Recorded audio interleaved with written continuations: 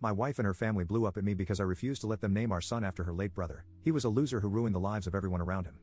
Trigger warning: child abandonment, verbal abuse, mentions of abuse and addiction, infidelity. My wife, 26F, and I, 28M, have been together for 10 years, and married for 4 of those. My wife is pregnant with our first child, a boy, and she is due in early July. Now onto the issue that has arisen. My wife wants to name our son after her brother, who passed away a little over a year ago. Her brother, whom we'll call T, was her only sibling, and they were very close growing up, as they were only 2 years apart. However, her brother was not the most pleasant person. He was a substance addict starting from age 14 to 15, he stole from everyone around him including myself and my wife, he was abusive to all of his partners and his child, and he served several years behind bars. T was also abusive to my wife and her parents. He had a stay-away order from our home because he broke in while we were away and stole our TV, my wife's jewelry box, and one of my GNS. T passed away last year in April from a substance overdose, and it deeply affected my wife. It was her first major loss she has suffered, and she still attends therapy to help cope. When we found out we were having a boy, she immediately wanted the name to be T's name. I heavily disagreed, and I have offered many replacements, other family names like her father or grandfather's, but she will not budge. She wants our son to have the exact same name as her brother, first and middle.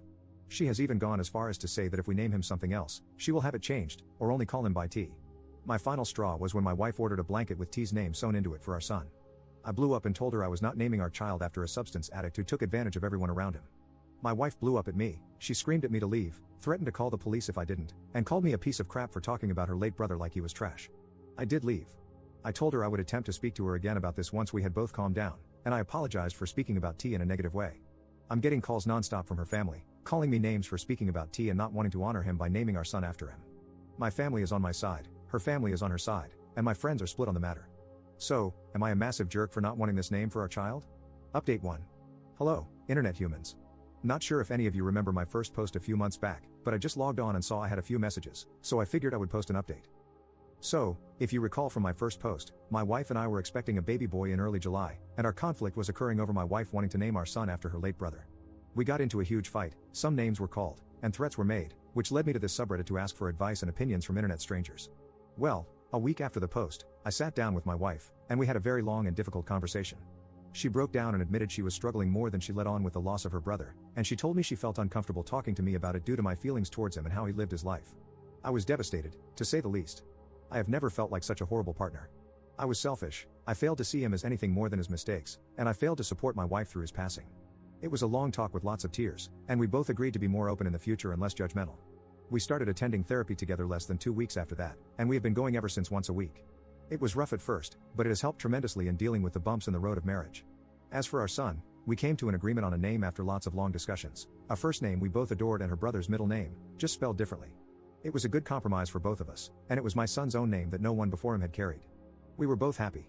Then, on July 3, 2022, my wife delivered a beautiful, healthy baby girl.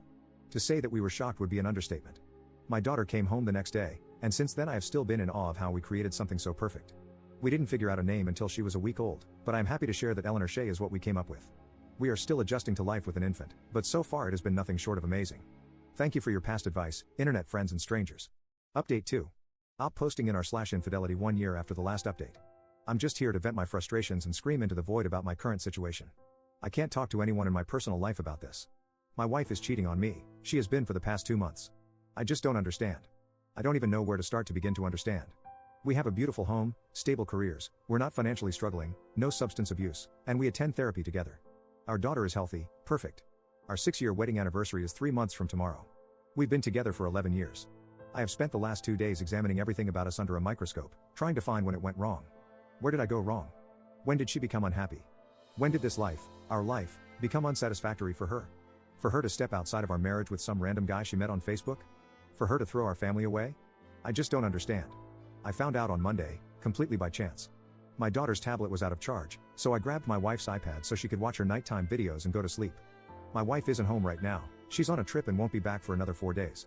I keep hearing message notifications dinging on her iPad while my daughter has it, so I took it to turn it on silent, only to see a man's name I didn't recognize with a little winky face next to it. I went through everything. They've done it all, met up, spent the night together, went on dates, they even have a romantic cruise planned for next month. The same cruise she told me was a bachelorette trip with one of her friends. All of these outings that I encouraged. She told me they were with friends, and I encouraged her. I was so proud she was getting out there and becoming more social, since she expressed motherhood made her feel like a recluse. And after digging a little deeper, All of these new friends she's been out with don't even exist. All lies. They are characters she's created to continue her relationship with this man. I feel like a complete and total idiot.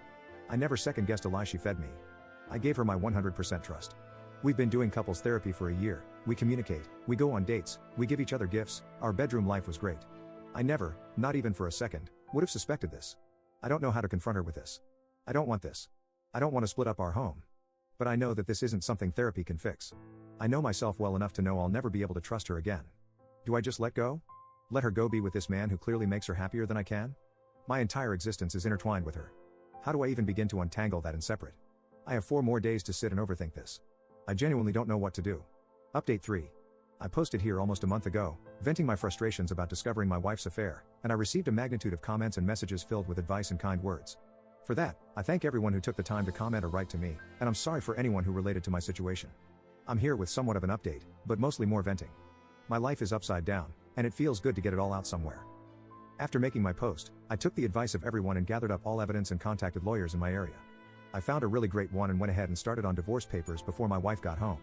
I also got tested for any STIs and told my parents and best friend about the situation. I took my daughter to my parents so I could have the alone time to mentally prepare myself to face my wife with this discovery. I rage cleaned a lot and cried a lot those last 2 days before she got back. I packed some of her stuff, but then unpacked it and cried more. I had planned to lay out all the screenshots along with divorce papers on our dining room table and just sit and wait for her, but I didn't get the chance to do that. She was supposed to get home later in the afternoon on Sunday, but she ended up getting back around 6:30 that morning. She didn't call or text in hopes of surprising me. I was up drinking coffee, and, you guessed it, crying, when she walked into the house. I didn't greet her, I just went and got the folders of evidence and divorce papers and gave them to her. I don't remember anything she said that day, but I just said I knew, I wanted a divorce, and I would keep the house as it was in my name solely. It hurt a lot. I wanted to hug her, but also scream at her. There were lots of tears from her and lots of yelling at me. I didn't say anything. I told her we could discuss it at length with lawyers present once she accepted the situation and calmed down. I think someone called it gray wall in the comments of my last post. Not entirely sure, but I tried my best to do that and not show emotion or argue with her. It was really hard, the hardest thing I hope I'll ever have to do. She betrayed me, but I still felt awful making her cry. She left that day with some clothes and personal belongings and went to her parents' place, and my parents and best friend came to stay with me and my daughter.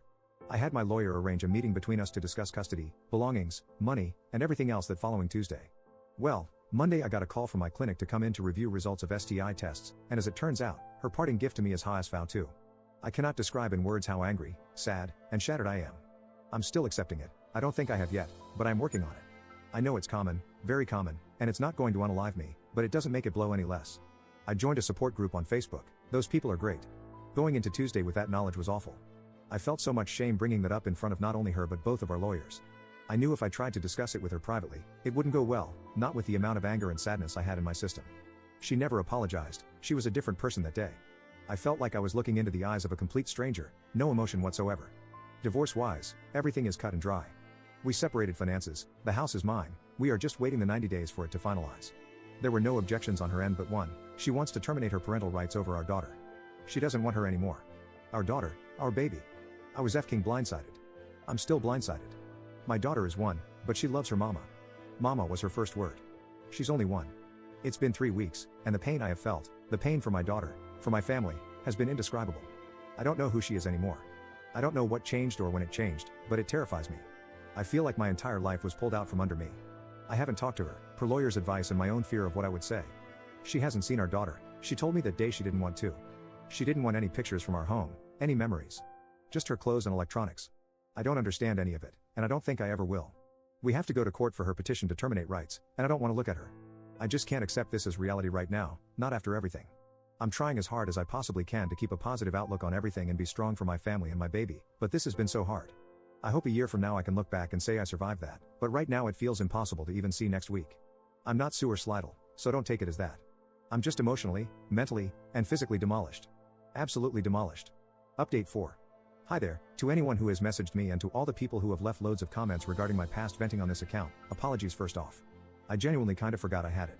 I'm not much of a Reddit guy, but I've been getting into TikTok lately and saw a video about a super depressing Reddit story, which reminded me of my own super depressing Reddit story lol. It's been around 8ish months since I posted here about my upside down situation, and a lot of people messaged me in that time wanting to know how I was and what unfolded. I really appreciate you strangers for all the kind messages. It genuinely means a lot, and I'm sorry I haven't replied or anything. My life has been such a whirlwind these past few months. It's hard to believe that was that long ago. To sum up the sad stuff, First off, my divorce was finalized without any hiccups or holdups.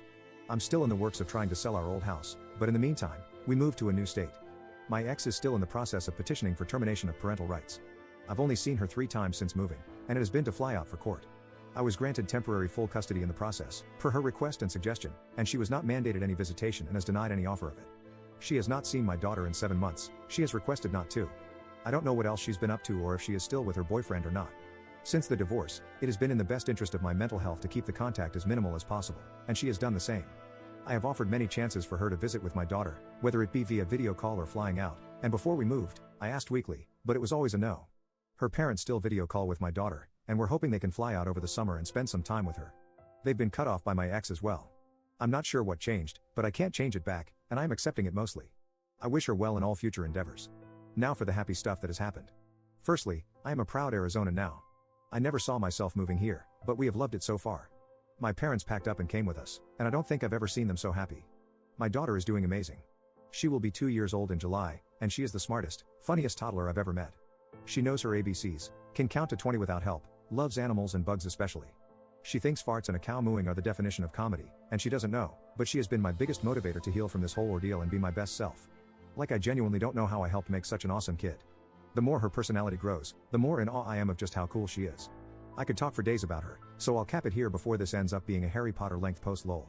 As for myself, I'm in therapy and have been throughout these 8 months, and I'm in a much better headspace.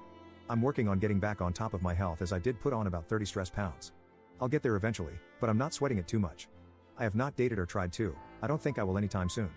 I've adjusted to being a single parent pretty okay for the most part. I credit that to my family and friends more than anything because they have been a huge support system throughout this. There are still really hard moments that have happened, and I know there are more to come, but I will roll with it just as I have this and hope to come out on top. This is not the end of the world for me even if it feels or felt like it in the moment. The sun will rise tomorrow, birds will chirp, and all will be well. Thanks to my therapist for that, those 2 sentences have helped me immensely. Sorry this ended up being so long, I should really pick up journaling. Maybe a blog or something lol. But thank you again to everyone who took the time to give me advice in the hardest time of my life, and thanks again if you read this. I genuinely appreciate it.